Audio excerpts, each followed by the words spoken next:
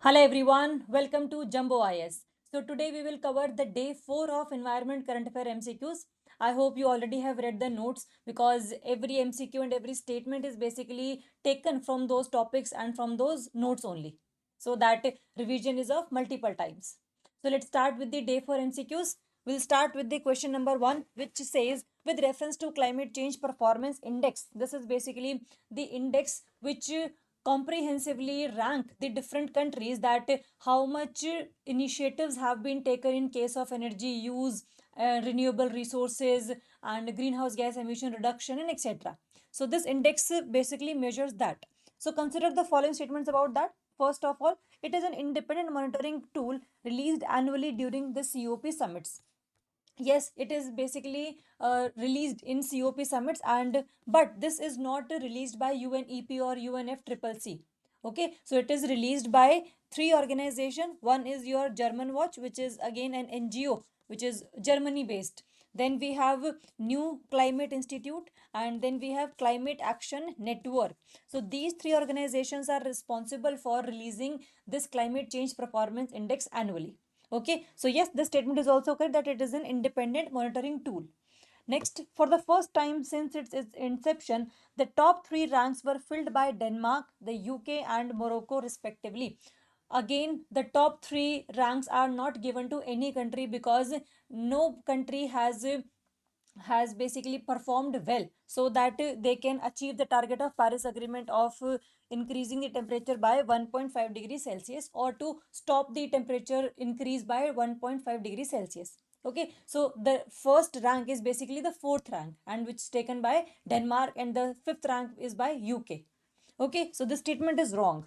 The CCPI methodology assigns the highest weightage 40% to greenhouse gas emissions among its four categories. Yes, there are total four categories. One is your greenhouse gas emissions, then we have energy use, then we have renewable energy, and then climate policy. These four categories are there on the basis of which every country given its rank, that how much initiatives have been taken, what achievements have been achieved by different countries. So yes, 40% is for greenhouse gas emissions, and rest of three categories have 20% each. Okay, so this statement is also right. How many of the statements given above are correct? Then not 1 and 2, not 2 and 3. It asks basically how many statements. So statement number 1 and 2 are correct. Then only two statements are correct. Then answer will be your option B. Okay, so these types of questions are very important and generally asked in UPSC examination. So we are also covering this type of method also. Next, we'll cover regarding India's performance in CCPI. Consider the following statements. Okay, India dropped out of the high performer category for the first time in several years, falling 13 places to rank 23rd. Yes, basically India's rank dropped to 23rd. India was at the 10th rank in 2024, but it dropped out from the high performer category to the medium category, but it is not for the first time. India already have been moved to high performer category, then medium category, then high performer category. So it's not for the first time. Okay, so this statement is basically wrong. Not the first time in several years. India was rated as medium in greenhouse gas emissions, climate policy, and energy use categories. Then answer is yes. We are performing moderately well in these three categories. India received a low rating in renewable energy because its actual share in the energy mix remains lower than required despite high installed capacity. This is very kind of paradoxical statement because India has done very well in the installation of renewable energy resources in this country, because India has now around 263 gigawatt energy installed capacity from the renewable resources. Okay, but still India is in the low category because India has more potential. India can install more than 500 gigawatt energy from renewable sources, so it is just at the half of that. Okay, so this statement is also right. One of India's cited weakness is the lack of national coal exit timeline and continued auctioning of coal blocks. Yes, because India never ratified that yes, there should be phase down of fossil fuel use, and that is why we are still dependent upon coal, and 65% of India's energy comes from the coal resources. So that's why it is one of the weakness as cited in CCPI index.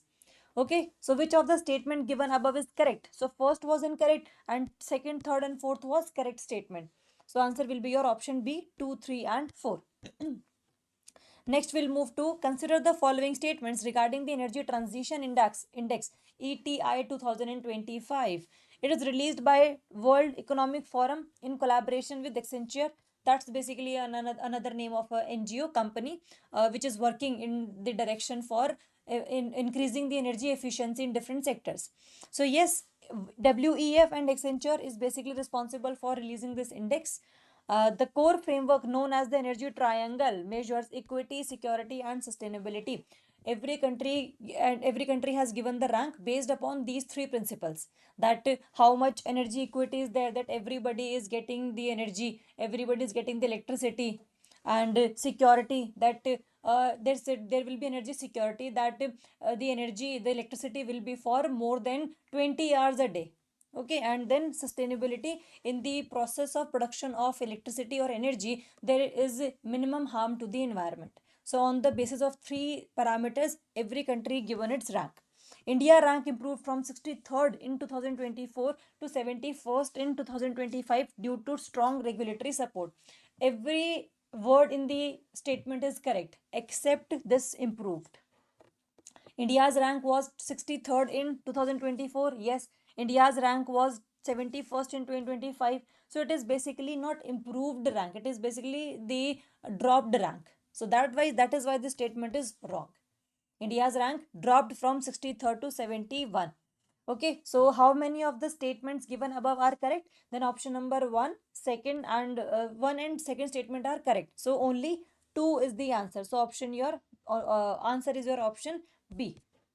So it is very important to know that India's rank, the index, the parameters on which any country is given its rank, and basically in the improvement or dropping in the rank as well. Next, we'll move to the Global Climate Risk Index 2026, recently released at COP30, that we already have discussed that it was in Brazil. It is a product of the UNEP Global Climate Risk Index. Yes, it is released at COP30, but it is not released by UNEP. It is released by again German Watch. Just like Climate Change Performance Index, Climate Risk Index is also published by German Watch. So statement number one is wrong. Analyzes the extent to which countries have been affected by the extreme weather events like storms and heat waves. Like India is a very vulnerable country because we are vulnerable to earthquakes, tsunamis, and floods, and every kind of other disaster. So yes, we have climate risk country. So yes, it is basically analyzes the extent that up to which any country can be affected by extreme weather events, especially by cyclones as well. Places India at the rank ninth globally in terms of long-term climate risks, and shows that India's specific performance for the year 2024 was ranked 15th. There is two kind of rank. One is short term for a particular year, and for the long term for the next 30 to 35 years. Okay, so for 30 to 35 years, India rank was ninth because India is too vulnerable in these 30 years. And in it is 15th rank for 2024 rank because India has done kind of improvement in the mitigation of cyclone impact, mitigation of tsunami impact by planting more mangrove plantation and etc. Basically, so yes, the long term rank is ninth and short term rank is basically 15th. And as we go close to the one rank, the first rank basically from 15 to 14 and then 13 basically means we are more vulnerable to the climate risks, because these risks are generally originated by the climate change or the global warming. Because there will be more global warming, there will be more sea level rise, and there will be more temperature in the sea area, and there will be more chances for the formation of cyclone, because for the formation of cyclone it requires at least 27 degrees Celsius temperature. Okay, so yes, these statements are also correct. Which of the statement given above is correct? So first was incorrect, but second, third, and fourth was correct. Then answer will be your option C, 2, 3, and 4 only. Next is With reference to Nepal's Yala Glacier, very important, consider the following statements. So, first of all, it is the first Himalayan glacier to be added to the global glacier casualty list. Yes, it is the first Himalayan glacier, not the first glacier in the world. It is basically alongside with the Pico Humboldt Glacier in Venezuela. So it was also included in the global glacier casualty list, but in Himalayan region, it was the first glacier.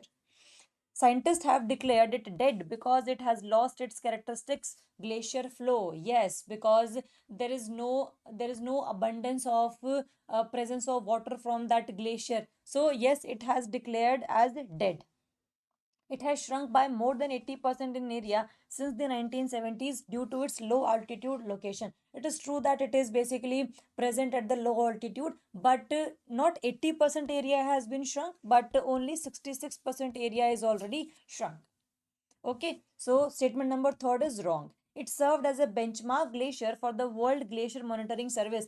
WGMS monitor basically how many glaciers are there, how much global warming is there, and how much glacier is basically present in the present times. Like how much glacier have been retreated. So all these monitoring services is done by the WGMS. So yes, this is also served as a benchmark glacier because it is one of the not the largest glaciers, but it is one of the important glacier in that region. Okay, so yes, this statement is also correct. So how many of the statement given above are correct? So first was correct, second was correct, third was not correct, but your fourth was correct. So three statements are correct, then only three is the option, and it is your answer as well. So option C. Next, we have match the following glaciers with their significance as per recent reports. First of all, Siachen Glacier present in the Karakoram range and which is again a part of Trans Himalayas. Source of Nubra River. Nubra ultimately the tributary of Shok River and Shok the ultimately tributary of Indus River. So the India's large and it is India's largest glacier, that it is very important. Siachen is the India's largest glacier. Yes. So here it is Siachen Glacier in the Karakoram range. From here Nubra River originates, then it becomes the tributary of Shok River, and Shok River becomes the tributary of Indus River. So this is basically the chart. So Zemu Glacier, largest in the eastern Himalayas and feeds the Tista River. Zemu Glacier is present in Sikkim area, and yes, it is feeding the Tista River. Bara Shigri Glacier, it is largest glacier in Himachal Pradesh and source of the Chenab. Basically, Chenab River is formed by the merger of two rivers. One is your Chandra River, another is your Bhaga River. So Chandra and Bhaga River meet with each other at Himachal Pradesh, Tandi area or Kelong area in Lahore and Spiti again. So Chandra River is basically fed by this Bara Shigri glacier. So automatically it again feeding the Chenab River. So Chenab River is basically name given to the merger point of Chandra and Bhaga River. So this statement is also right.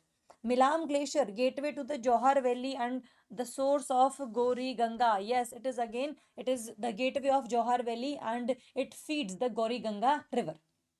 Okay, so it is again one of the important glacier in India, and these four statements are correctly matched.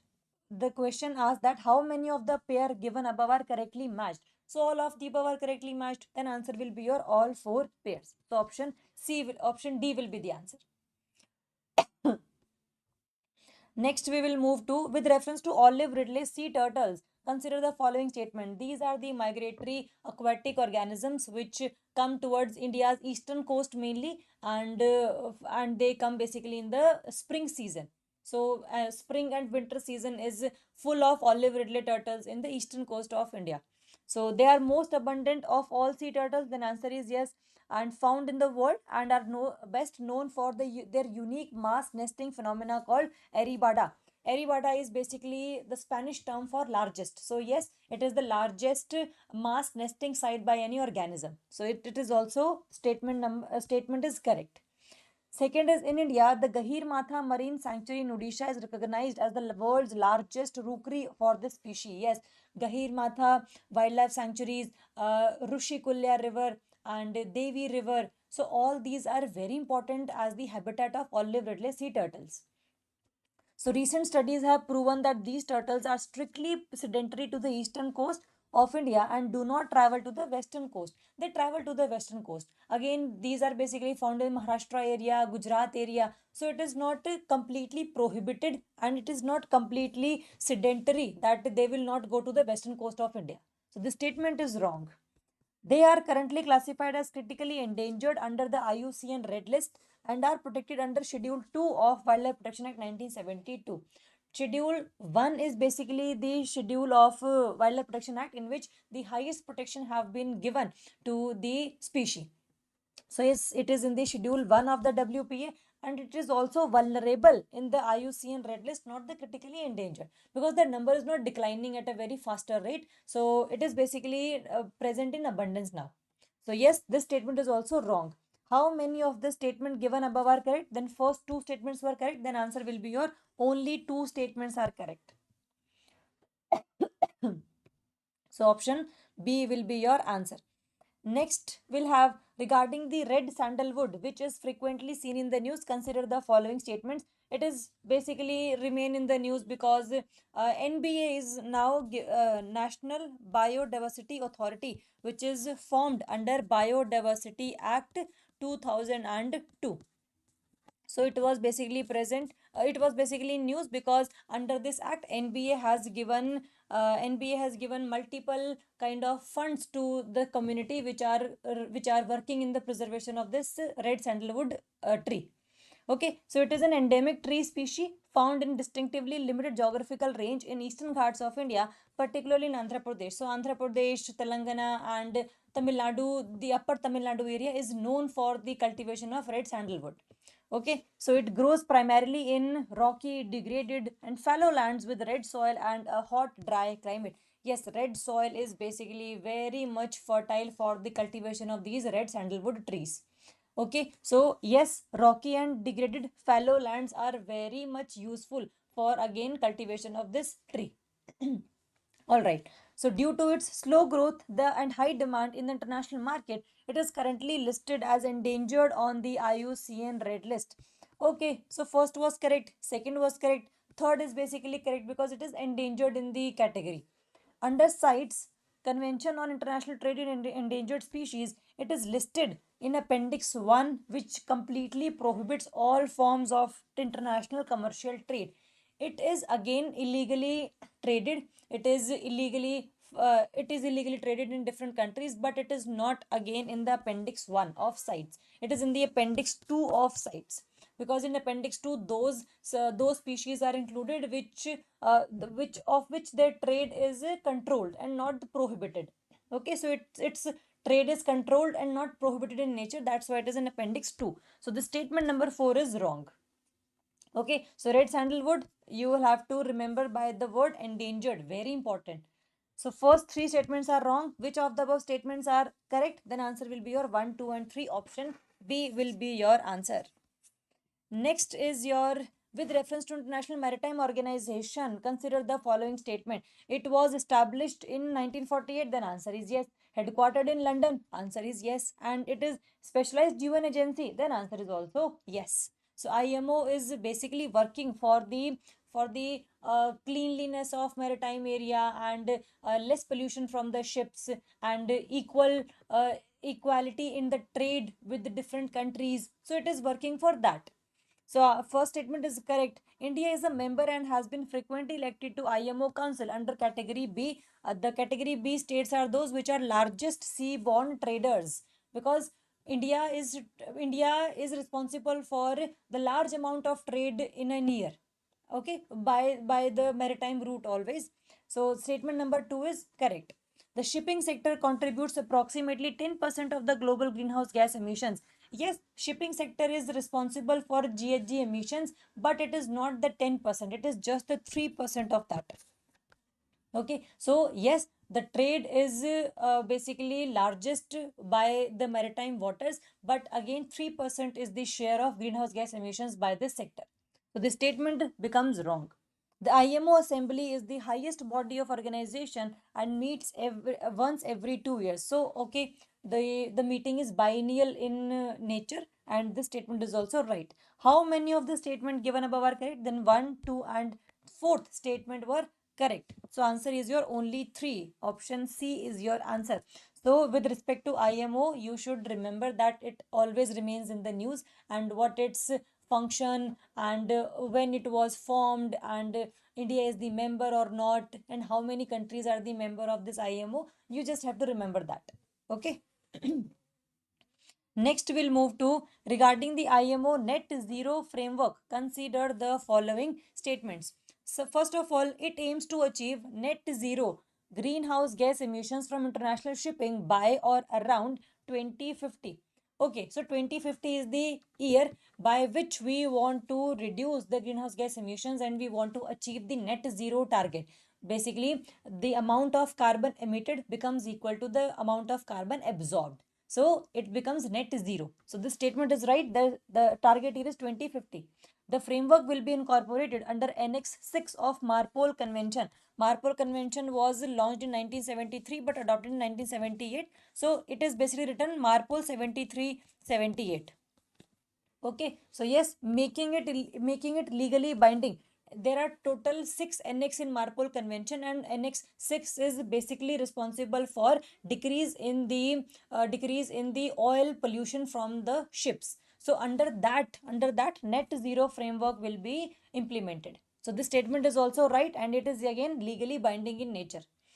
It applies mandatorily to all ocean going ships regardless of their tonnage. It is not true, and it cannot be possible as well, because every ship regardless of its tonnage is not responsible for the greenhouse gas emissions. So the ships which are carrying basically 400 gross tonnage, it framework applies to those ships only. But the carbon intensity regulations mainly target ships those which are carrying more than 5000 gross tonnage.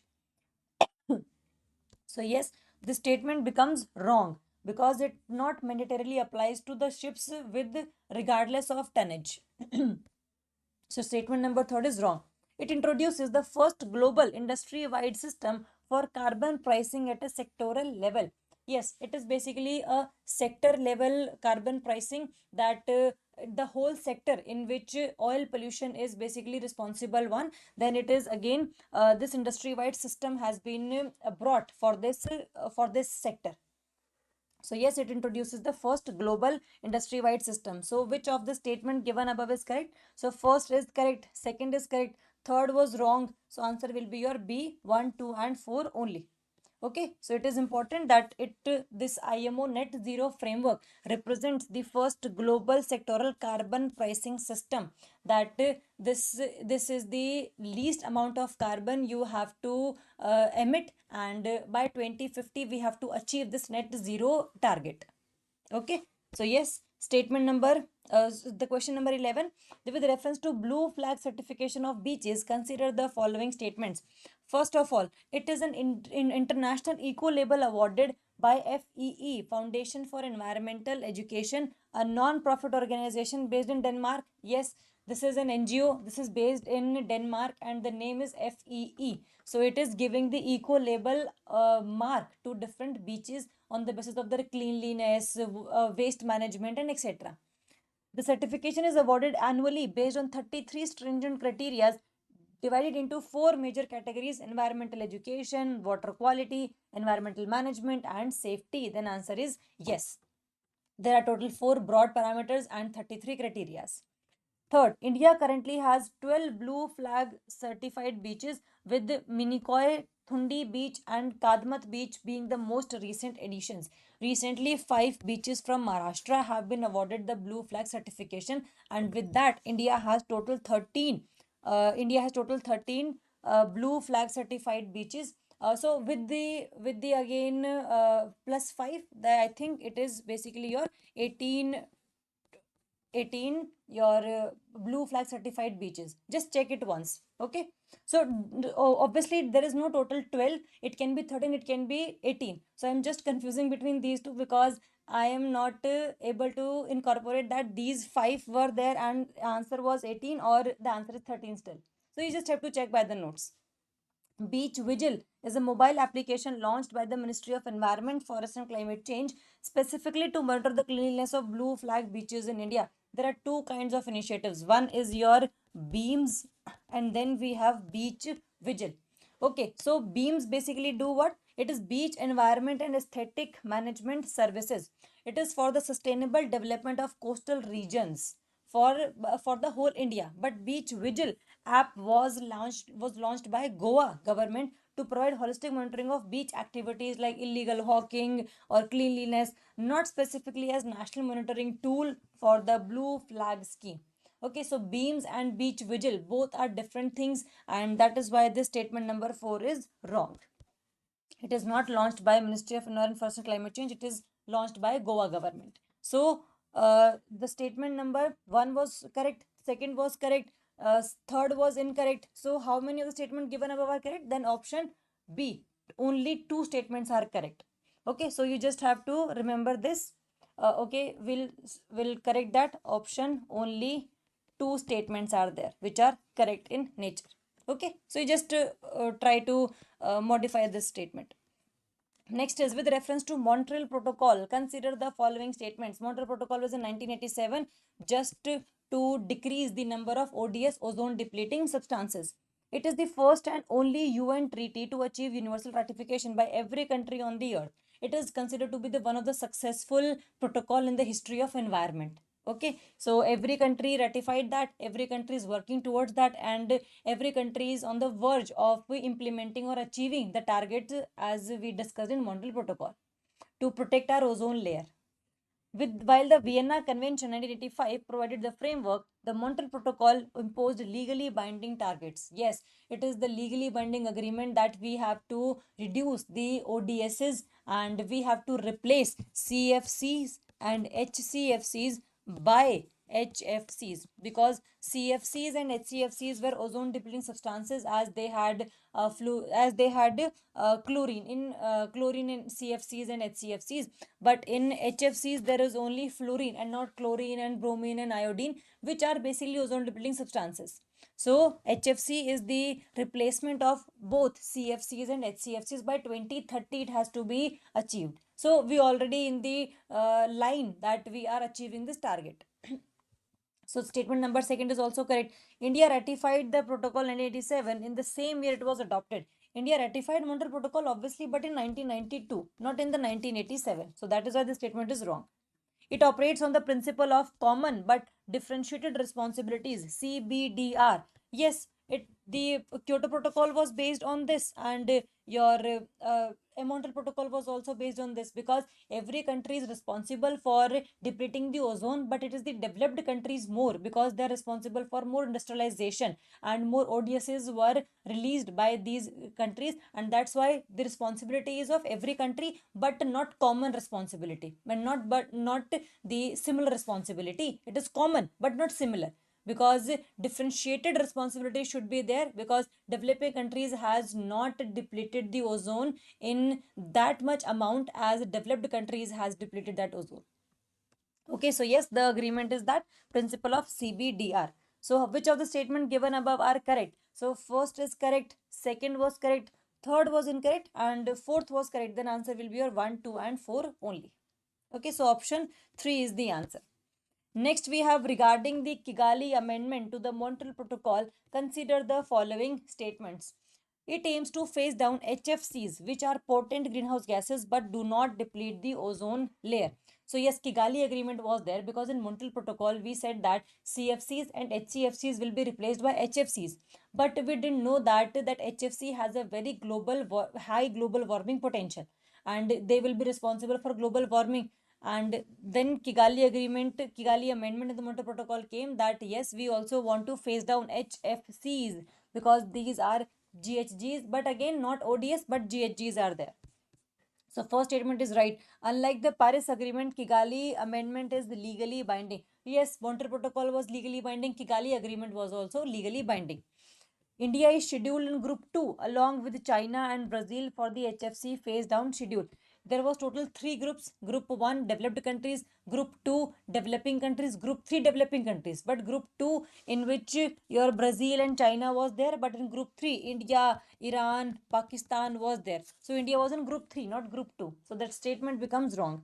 India's HFC use is scheduled to peak in the year 2028. there will be a base year, there will be a freeze year, there will be a target year. So in case of India, if we talk about group 3, India has to reduce the India has to phase down 85% of HFCs by 2047 with the freeze year 2028. So 2028 will be the year by which India's ODS or India's HFC production will peak, and by 2028 there will be reduction in the production of HFCs and consumption of HFCs. So freeze year is the last peak year in which the maximum production of HFCs can be done. But by that year, after that year, it has to be reduced.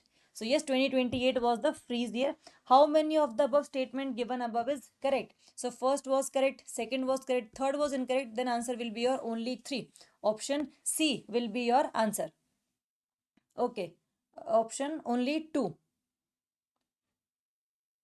Statement number 4 is correct. Okay, it is freeze year is 2028. Okay, so it is not incorrect. So we'll correct that. Only 3 statements are correct. We'll correct that in PDF. Next is, which of the following substances are specifically covered for phase out and phase down under the Montreal Protocol and its amendments? So CFCs, yes. Methyl bromide, CH3Br acting as a fertilizer, yes. HFC23 as a byproduct, carbon tetrachloride. So CFCs is there, your methyl bromide is there, chloroform is there, CHCl3, carbon tetrachloride, CCl4 was there, and all halogens, all the chlorine and bromine containing compounds. So yes, these are basically the substances which are called ODSs, which has to be eliminated under the Montreal Protocol.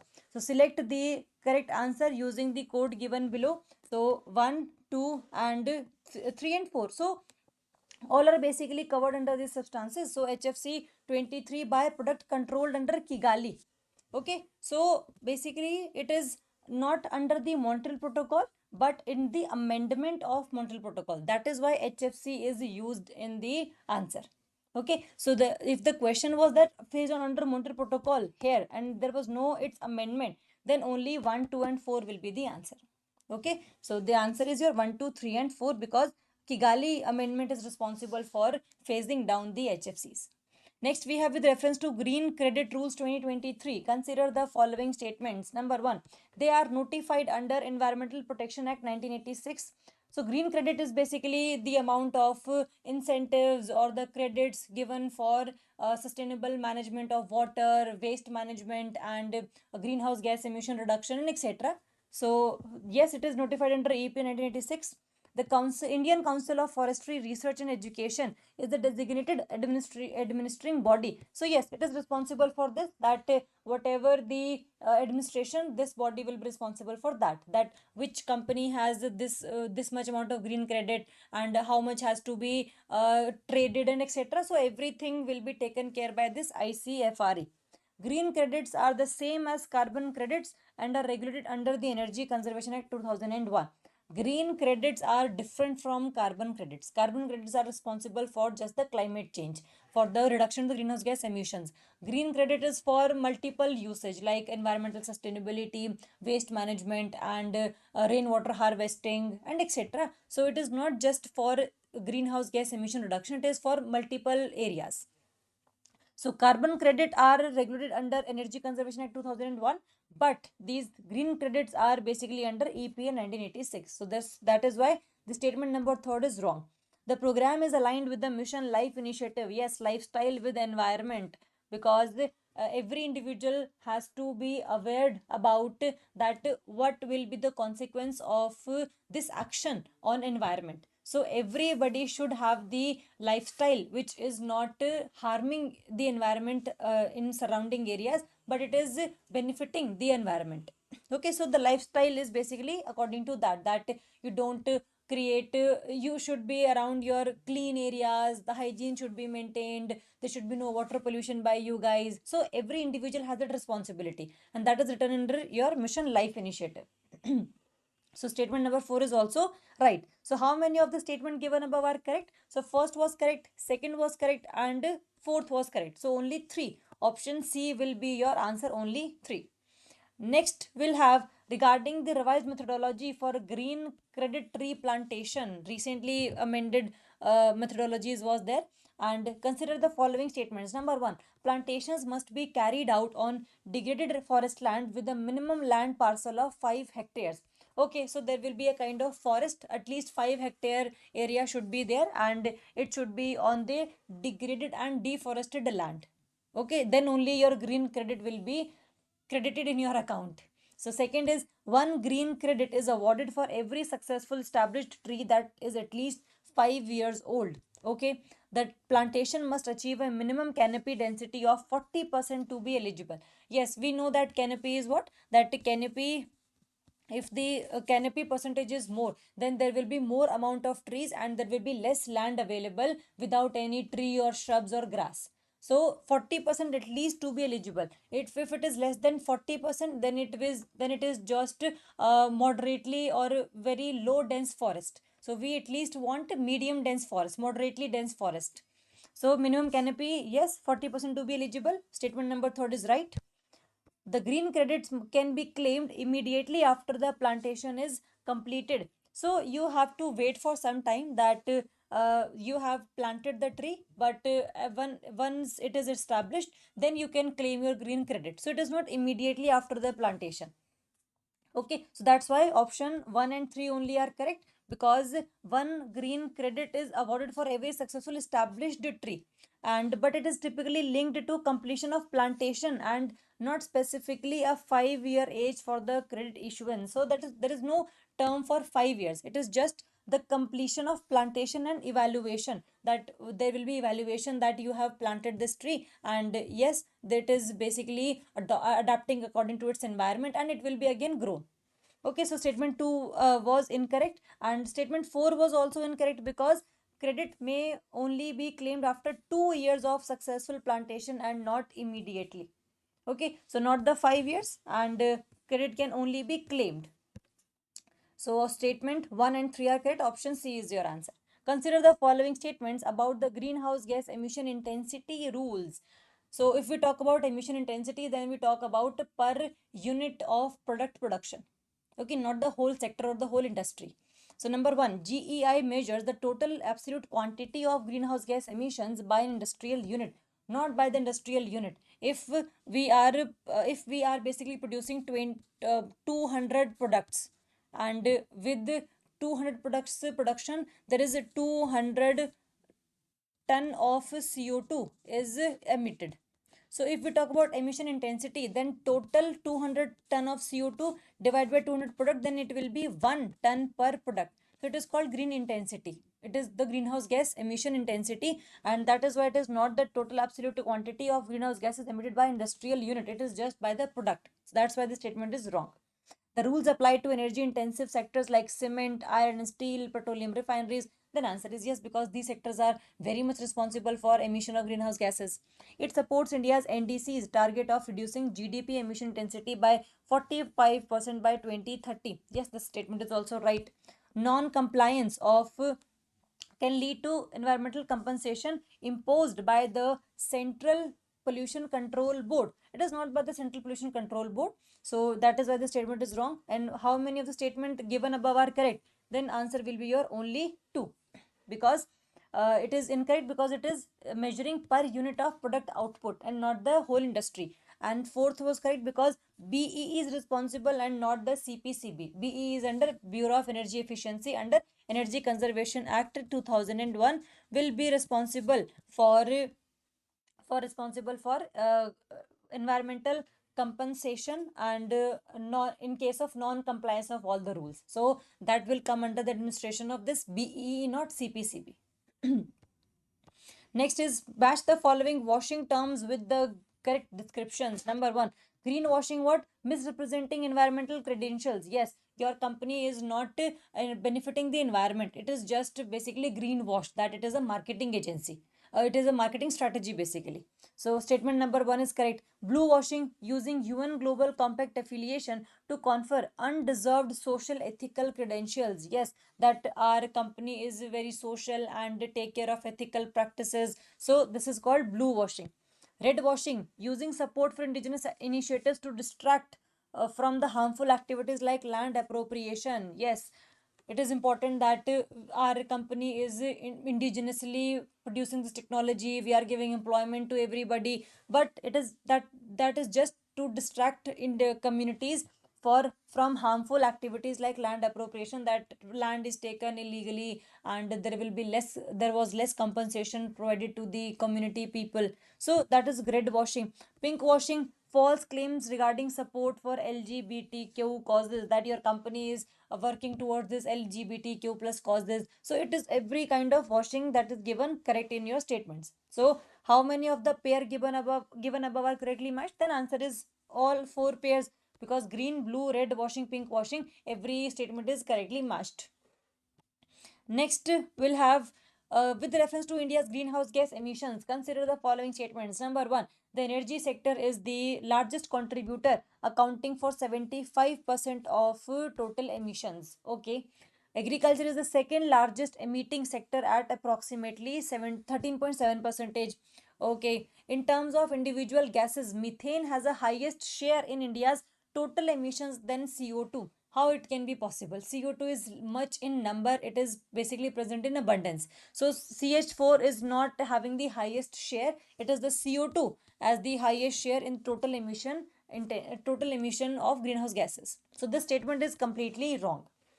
India's historical share of cumulative global GHG emission is only 4%. So, which of the statement above is correct? So, if we know that statement number third is wrong, so these two options are eliminated, means 1 and 2 are basically for sure correct. Okay, so 1 and 2 are correct, and also 4 is also correct, that India's historical cumulative share in greenhouse gas emissions is very low, only 4%. After USA, after China, we are basically at the third number. Okay, so it is important that yes, energy sector is also responsible for 75% of India's emission, especially whenever we are using fossil fuel for the production of electricity. Okay, so option B, 1, 2, and 4 only. Consider the following pairs of greenhouse gases and their characteristics. NO2, primarily from agricultural soils and has a very high global warming potential. NO2 is a pollutant. And if we talk about global greenhouse gases, then it is N2O and not NO2. So that's why this statement is wrong. Sulfur hexafluoride, it is used in electrical insulation and it is one of the most potent greenhouse gases. Then answer is yes, it is used in electrical insulation. Perfluorocarbons that are associated with aluminium productions and have extremely long atmospheric lifetimes. Yes, it has very high global warming potential if the number of PFCs are similar to the number of CO2s. Methane, CH4, it is shorter atmospheric lifetime, around 12 years, yes, but higher short term warming potential than CO2. Yes, it is, CH4 has 21 times the global warming potential than CO2. So yes, it is responsible for a very shorter atmospheric lifetime and it traps the outgoing infrared radiations effectively. So second, third, and fourth are correctly matched. So how many of the pair given above are correctly matched? Then answer will be your only three pairs, because first was wrong and every second, third, and fourth was correctly matched. So these were 20 MCQs for date 4, and just try to have some modification in the notes, that how many blue flag beaches are there and what is basically green credit, what is carbon credit. So once you read the notes, you will come to know that how many beaches are there and how much importance of green credit plantation and how much carbon credit is having. Okay, so the important articles are given already in the notes. Just try to do some homework for today and we'll meet you in the day 5 of environment MCQs current affairs. So thank you so much and all the best.